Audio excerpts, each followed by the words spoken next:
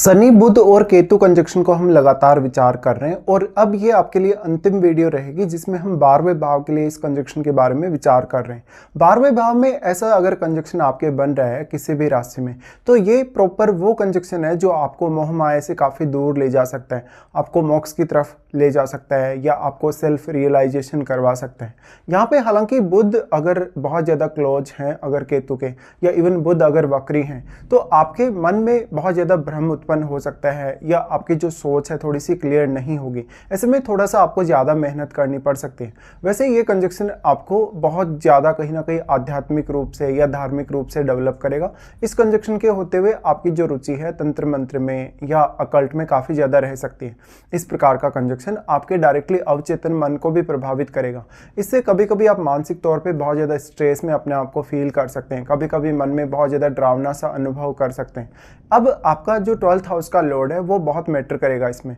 कि 12th house का Lord आपका कौन है और वो आपके चार्ट में कितनी अच्छी स्थिति में बैठा है। साथ ही साथ यहाँ अगर शनि और बुध वक्री हो जाएं तो ये आपके लिए कंजक्शन जो होगा बहुत ज़्यादा चैलेंजिंग बन जाएगा, क्योंकि फिर आप अपनी खुद की जो क्वालिटीज़ हैं या आपके इंडिविजुअल जो रियलिटी है लाइफ की, उसको उतना ज़्यादा एब्जॉर्ब आप नहीं कर सकेंगे या उसको पहचान नहीं सकेंगे। इस कंजक्शन के होते हुए आपके आय और व्यय में काफ़ी उतार चढ़ाव हो सकते हैं, काफ़ी ज़्यादा आपके वो खर्चे हो सकते हैं जिनको आपने प्लान नहीं किया या वास्तव में आप खर्चा नहीं करना चाहते, फिर भी आप कोई ना कोई ऐसी प्लानिंग कर लेंगे कन्फ्यूजन में आके कि आपको खर्च करना ही पड़ेगा। इस प्रकार का कंजक्शन आपको लाइफ में बहुत ज़्यादा अकेलापन दे सकता है। एकांत की वजह से कभी कभी आप थोड़े ज़्यादा भ्रमित हो सकते हैं या अपने आप को खोजने, अपनी रियलिटी को खोजने के लिए आप काफ़ी आगे बढ़ सकते हैं। ये कंजक्शन आपको अन्वेषण या रिसर्च करने में काफ़ी मदद करेगा। साथ ही साथ ज़्यादातर उन कार्यों में जहाँ पर आपको सेम काम को बहुत बार रिपीट करना पड़ता है या आपको कोई बहुत ही हाई लेवल की स्टडीज़ वगैरह करनी पड़ती हैं, उनमें ये ज़्यादा अच्छा कंजक्शन है। इस प्रकार का कंजक्शन मैरिड लाइफ के लिए उतना अच्छा नहीं है, ना ही भौतिक सुख साधनों के लिए, लेकिन फिर भी ये कंजक्शन बहुत ही ज़्यादा जरूरी भी है आपके लिए। एक तरफ जहाँ पर आपकी जो भौतिक लाइफ है और एक तरफ आपकी जो आध्यात्मिक लाइफ है, कहीं ना कहीं दोनों के बीच में बैलेंस को लाने के लिए। अब यहाँ पे डिपेंड करेगा कि जो 12th हाउस का लॉर्ड है वो आपके चार्ट में कितना वेल प्लेस्ड है, साथ ही साथ शनि आपके चार्ट में कौन से भावों के स्वामी है, क्योंकि शनि यहाँ आप में डेडिकेशन और अनुशासन लाने का कार्य करते हैं। तो यहाँ पर लेकिन बुध साथ होने से आपको कभी कभी अगर बुध शनि के ज़्यादा क्लोज होंगे तो आप काफ़ी मेहनत करेंगे धन कमाने या धन को मैनेज करने के लिए। लेकिन जब एक समय बाद आपका केतु एक्टिवेट होगा, लगभग आपकी 40 की एज या 45 की एज के आसपास, उस समय आप ये रियलाइज़ कर पाएंगे कि जो कुछ भी आपने किया, जितनी भी आपने मेहनत की लाइफ में, वो वास्तव में मिथ्या है और जो लाइफ की रियलिटी है वो है मोक्ष की तरफ जाना या सेल्फ रियलाइजेशन करना, कहीं ना कहीं खुद के लिए खुद को ही खोजना, कहीं ना कहीं, या आपका जो जीवन है उसके उद्देश्य को खोजना या अपने जीवन की असलियत को खोजना। ऐसा कंजक्शन मैरिड लाइफ को पूर्ण रूप से डिस्टर्ब कर सकता है। इवन ये काफ़ी ज़्यादा सेपरेशन करवा सकता है या डिवोर्स जैसी स्थिति आपकी लाइफ में बना सकता है। फिर उसके लिए आपको देखना होगा अपने सप्तमेश को और सप्तम भाव में बैठे हुए प्लैनेट को भी। अब आप उन भावों को देखिए जिनका स्वामी आपके चार्ट में शनि है, क्योंकि शनि अब 12th हाउस में आ गए तो आप उन भावों से कुछ ज़्यादा एक्सपेक्ट नहीं कर सकते हो। फिर सिर्फ आपको उन भाव में बैठे हुए प्लैनेट्स पे ही ज़्यादातर डिपेंडेंट होना पड़ेगा उन भावों से संबंधित फैसले लेने या उन भावों से संबंधित किसी भी कार्य को पूरा करने के लिए। तो अब आपकी हार्डवर्क या आपका जो मेहनत है वो काफ़ी ज़्यादा बढ़ जाएगा उन भावों के लिए जिनको शनि आपके चार्ट में प्रतिनिधित्व कर रहे हैं या जिनको शनि रिप्रेजेंट कर रहे हैं। साथ साथ में अब उन भावों पर अन्य कौन कौन से प्लैनेट्स का आपके चार्ट में प्रभाव है ये भी आपको देख लेना चाहिए। बेसिकली उन भावों को लेकर आप जीवन में जितना ज़्यादा अनुशासन को फॉलो करेंगे, जितना ज़्यादा कहीं ना कहीं अपनी कैपेसिटी का पूरा यूज़ करेंगे, उतना ही आपके लिए अच्छा होगा। इसके साथ साथ बुध आपके चार्ट में जिन भावों को रिप्रेजेंट कर रहे हैं उन भावों के मामले में आप बहुत ज़्यादा गहरी सोच रखने वाले हो सकते हैं। उन भावों से जुड़े हुए रिश्तों के साथ आप जितने ज़्यादा लॉजिकल और प्रैक्टिकल रहेंगे उतना ही आपके लिए अच्छा होगा। लेकिन उन भाव में जो बैठे हुए प्लैनेट्स हैं वो भी आपकी लाइफ में बहुत ही इंपॉर्टेंट रोल प्ले कर सकते हैं अब, तो आपको ये सब देखना होगा। इसके साथ साथ यहाँ अगर दृष्टियों या एस्पेक्ट के हिसाब से बात की जाए तो शनि का जो सबसे पहले दृष्टि पड़ता है वो आपके दूसरे घर पे पड़ता है। देखिए शनि यहाँ जो अपना प्रभाव डाल रहे हैं आपके वाणी स्थान पे, तो हो सकता है आपकी वाणी किसी को भी पसंद ना हो या आपकी वाणी में बहुत ज़्यादा अस्पष्टता हो या जो बात आप रियल में बोलना चाहते हैं, कहना चाहते हैं, वो आप कह नहीं पा रहे, आपके कंठ तक बात आ जाती है लेकिन आगे नहीं निकल पाती, या जो आपकी एक्सप्लेनेशन वो उतनी अच्छी नहीं, तो आपके कम्युनिकेशन पर और आपकी वाणी पर इससे काफ़ी असर पड़ेगा ही पड़ेगा।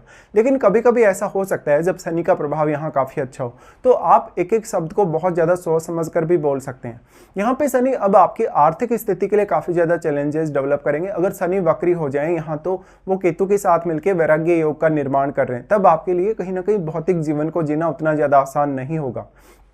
वैसे शनि यहाँ सेकंड हाउस में बैठे हुए प्लैनेट को भी अवश्य प्रभावित करेंगे, तो वो प्लैनेट जिस प्रकार का भी है उससे रिलेटेड अब आप में धैर्य होगा, काफ़ी ज़्यादा अनुशासन होगा, साथ साथ में कुछ रेस्ट्रिक्शंस भी आपकी लाइफ में होंगे। तो ऐसा हो सकता है कि आपके लिए सेविंग करना, पैसा बचाना या फैमिली की केयर करना शुरुआत में बहुत ज़्यादा चैलेंजिंग हो सकता है और एक समय बाद आप अपनी फैमिली से काफ़ी ज़्यादा डिटेच हो सकते हैं। तो आपके आर्थिक रूप से काफ़ी ज़्यादा उतार चढ़ाव आने के चांसेज हैं, साथ साथ में आपकी जो इनकम है और आपके जो खर्चे हैं उनमें भी काफ़ी ज़्यादा अप्स एंड डाउन्स रहेंगे।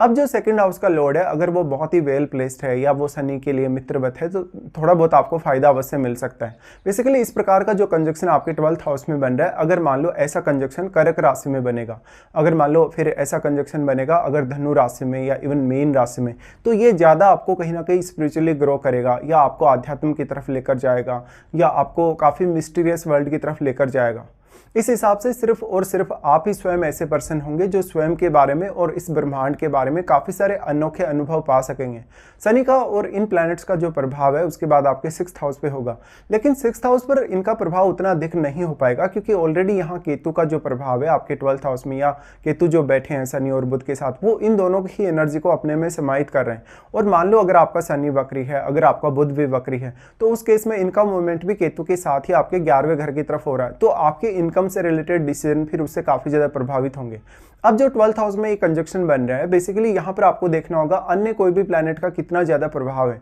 क्योंकि जो राहु आपके 6th हाउस में बैठे हैं, 6th हाउस के लिए राहु आपके लिए बहुत ही ज़्यादा सपोर्टिव है, लेकिन राहु के साथ बैठा होगा आपके 12th हाउस के लिए काफ़ी इंपॉर्टेंट रोल निभा सकता है। क्योंकि वैसे तो राहु और केतु के बीच में 180 डिग्री का एंगल है, तो राहु उतना अधिक प्रभाव नहीं डाल सकते जितना कि राहु के साथ बैठा हुआ ग्रह यहाँ अपना प्रभाव डाल सकता है। तो अब वो ग्रह यहाँ शनि को भी प्रभावित करने में बहुत ज़्यादा सक्षम है और बुध को भी।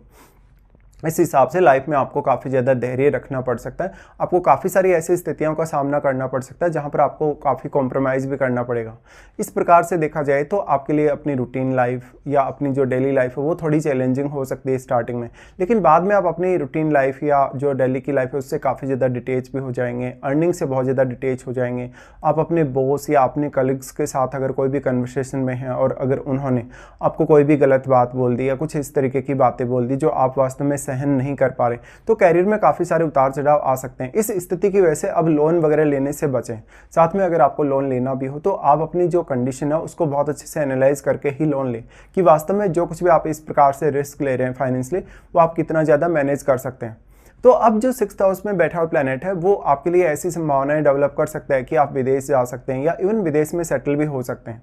अब यहाँ पे अगर शनि वक्री नहीं होगा केतु के साथ जो बैठा हुआ है तो आपके लिए ज़्यादा अच्छी स्थिति है, क्योंकि शनि आपको यहाँ जो 6th हाउस रिलेटेड जो प्रॉब्लम्स हैं उनको दूर करने में काफ़ी हेल्प करेंगे और आपको बहुत ज़्यादा डेडिकेशन भी देने वाले हैं रूटीन लाइफ के लिए। तो ऐसा व्यक्ति अपनी रूटीन लाइफ में थोड़ा ज़्यादा डेडिकेटेड नज़र आ सकता है, बहुत ज़्यादा अनुशासित नज़र आ सकता है, या वो बहुत ज़्यादा अवेयर है अपने शत्रु वगैरह के लिए या कोई भी प्रकार की कैरियर में अगर बाधा आती है उसके लिए भी। शनि का प्रभाव फिर यहाँ से आ जाता है 9वें भाव पे।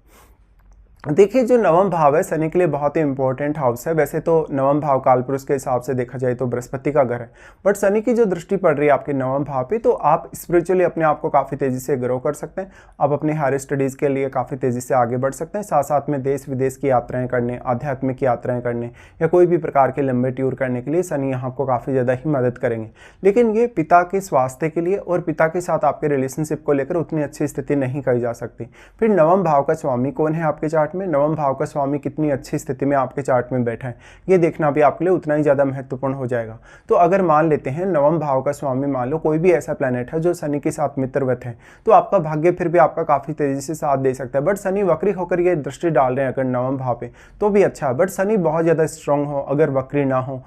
और तब शनि अगर ऐसी दृष्टि डाल रहे हैं तो आपको अपनी मेहनत से, अपने खुद के हार्डवर्क से अपने भाग्य को जगाना होगा और फिर आप अपने भाग्य को जगाने के लिए किसी और पे डिपेंडेंट नहीं हो सकते। इस प्रकार के जातकों की जो इंट्यूशन पावर है वो काफ़ी ज़्यादा स्ट्रांग हो सकती है। ऐसे जातक वास्तव में स्वयं जो रियलाइज़ कर सकते हैं वैसा कोई भी रियलाइज़ नहीं कर सकता और स्वयं की आगे की बातें जानने, किसी का भविष्य जानने किसी के लिए कुछ ऐसी स्थितियां डेवलप करने जहां पर आप किसी को कुछ मोटिवेशन दे रहे हैं या कुछ ऐसी गाइडेंस दे रहे हैं स्पिरिचुअलिटी को लेके या अपने जीवन को लेके, जीवन की रियलिटी को लेके, जो कोई भी अन्य व्यक्ति नहीं दे सकता। तो आप काफ़ी ज़्यादा ज्ञानी व्यक्ति हो सकते हैं, बहुत ज़्यादा बुद्धिमान तो हो सकते हैं, लेकिन आपका मन और आपकी बुद्धिमत्ता कहीं ना कहीं एक अलग प्रकार के संघर्ष पे होगी इस कंजक्शन के होते हुए। तो अब आपको जो रूटीन लाइफ है, जो डेली लाइफ है, या जहाँ जहाँ भी आपकी लाइफ में चैलेंजेस हैं, उनके लिए काफ़ी अच्छे से प्लान करने की आवश्यकता है और उतना ही ज़्यादा आपके लिए उनके लिए डेडिकेटेड होने की संभावना है। अगर आप डेडिकेशन रखेंगे तो आप पूर्ण रूप से अपनी जो भी समस्याएं हैं, जो भी चैलेंजेस हैं, उनको दूर भी कर पाएंगे।